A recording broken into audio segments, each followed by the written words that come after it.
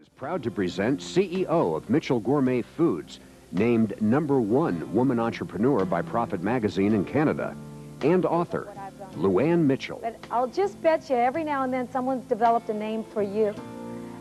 Maybe it's a name that you've liked, and maybe it's a name that you've said, wow, where'd they get that from? Or maybe it's a name that followed with a slap back from you. But I'll tell you what, I was given a name that I never thought I would be given. And I'm ever so grateful it happened to me. Although they say there's a seed for good in everything, I would have never believed when I got hit between the eyes with what I like to term a cosmic 2x4, that there was going to be a seed for good in that experience. It was 1998 when LuAn Mitchell was left clutching Mitchell's Gourmet Foods, the Saskatoon-based family business she had been running with her late husband. He was diagnosed with cystic fibrosis and survived a double-lung heart transplant in 1990.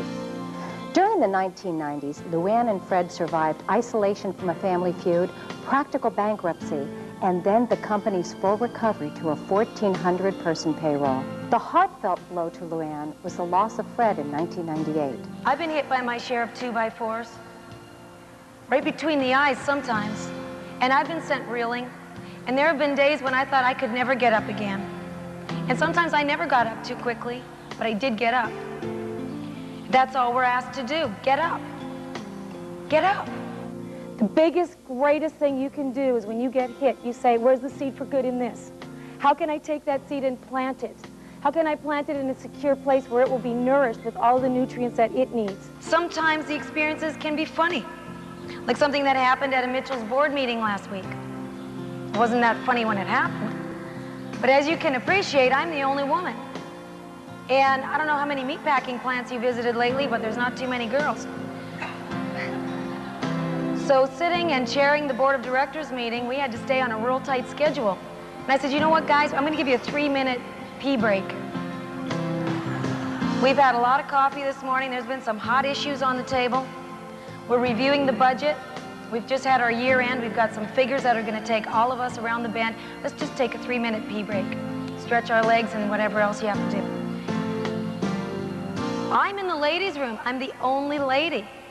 I know I'm the only lady. We're in a private room. There's a men's restroom and a ladies' restroom. And I'm doing what ladies do at this time. Suddenly the door opens and I'm thinking, that's interesting. Maybe it's the cleaning lady. Cubicle door opens next to me and I look over and two very nice, by the way, black, shiny, male, boardroom type, businessman shoes are pointing to the toity. In the stall next to me. Well, let me tell you what.